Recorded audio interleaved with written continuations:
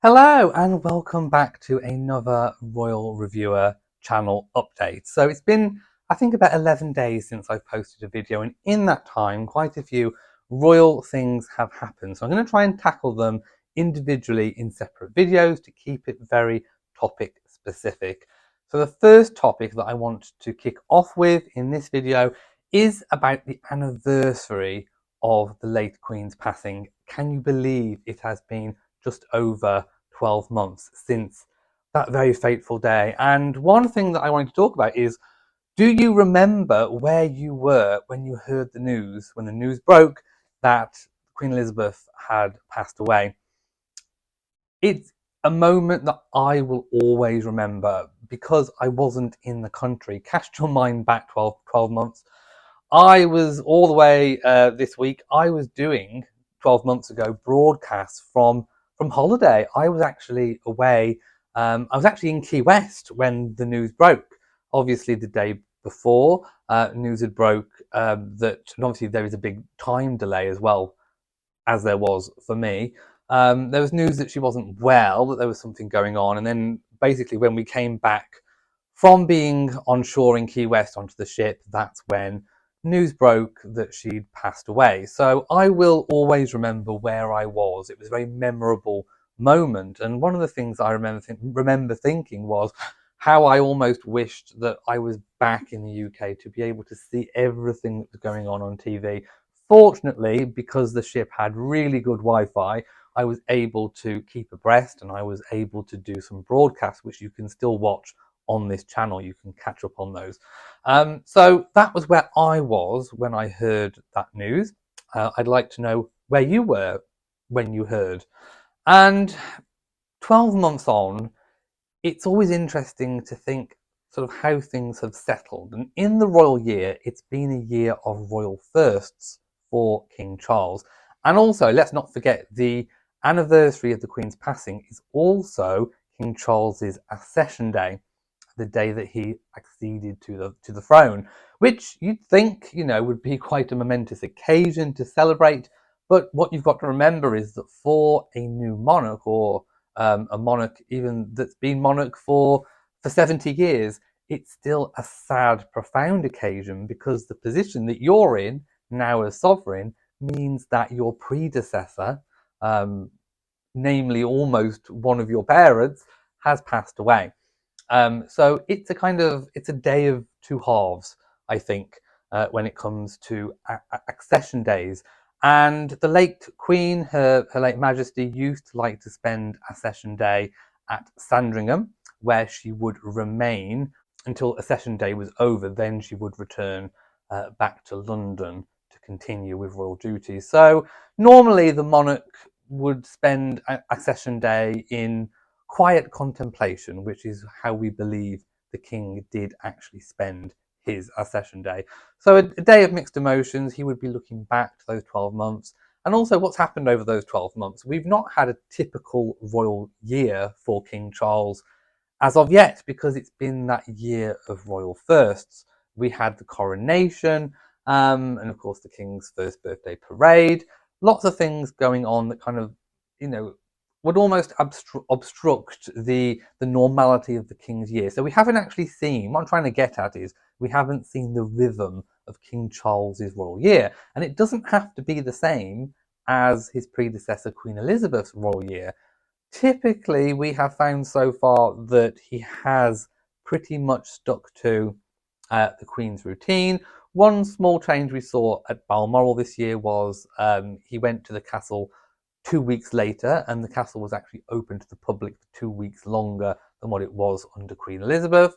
Again, we don't entirely know exactly, as soon as the king returns to royal duties, how long he's staying on his annual break for. So we'll find all of that out in due course. We also are not completely 100% certain of how the royal Christmas is going to play out. Will it indeed be back to Sandringham? We need to see these royal rhythms and royal patterns being enshrined in a new reign. So that's what we're kind of looking forward to.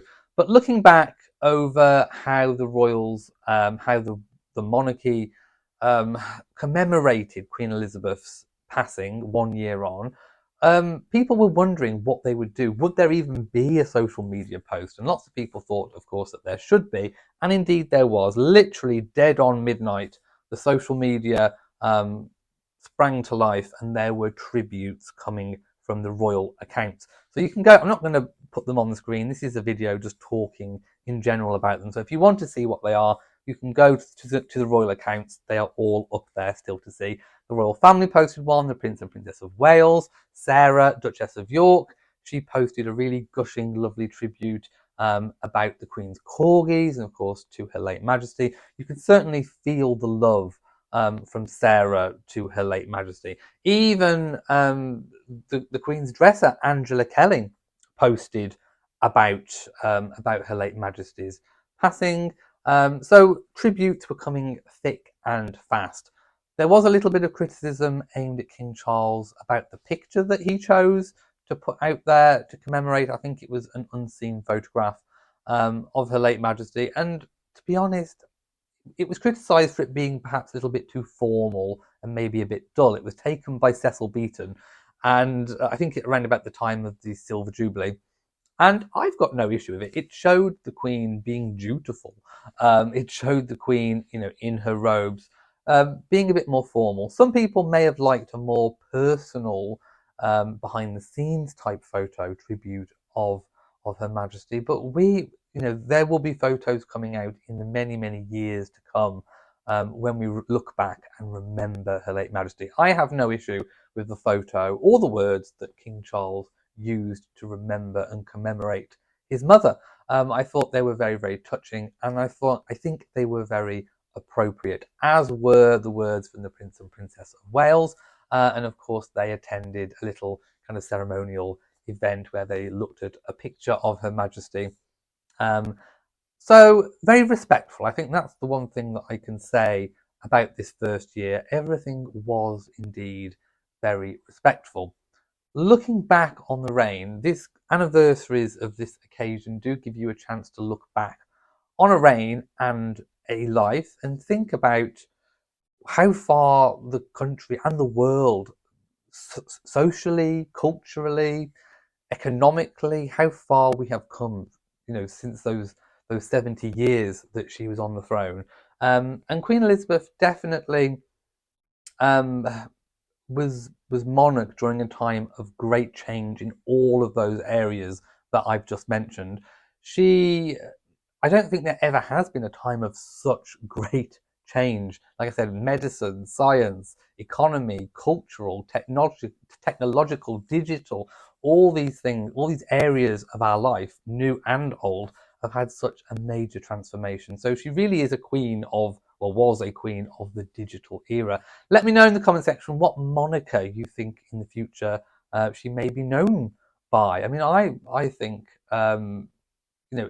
Elizabeth the Constant is quite a good apt name for Her Majesty, because she was constant and present in all of our lives for those 70 years. There's not many people that can remember a different monarch. So she was ever present, and I think the continuity of the new reign is also going to show through.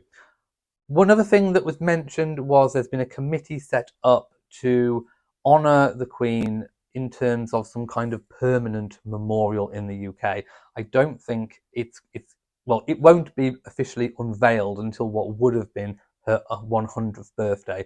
So there's going to be a couple of years of planning, and then there'll be some years of execution, of actually creating whatever it is, whatever monument or statue or whatever it is that they decide that they want to do, before that becomes unveiled on the anniversary of her 100th birthday, what would have been.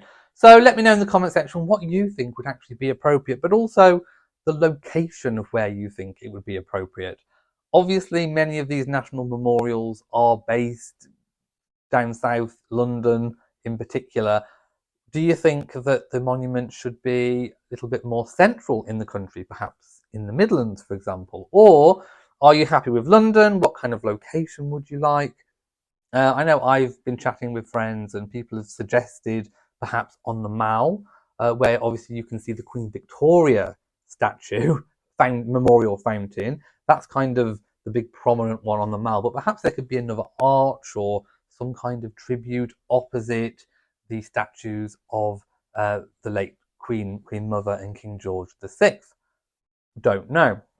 So there is going to be something, but we don't know what it's going to be. I feel like it should be something substantial. I feel like it should be something that represents the longevity of her reign and the kind of impact, like I've just discussed, of that reign being over such a time of great change. I don't think it should be something tiny and small. I think it should be something quite big and prominent. So do let me know in the comment section below what do you think about that. Other than that, I think it's kind of moved on fairly swiftly, and of course we are looking ahead, as I've said before, to the new royal year.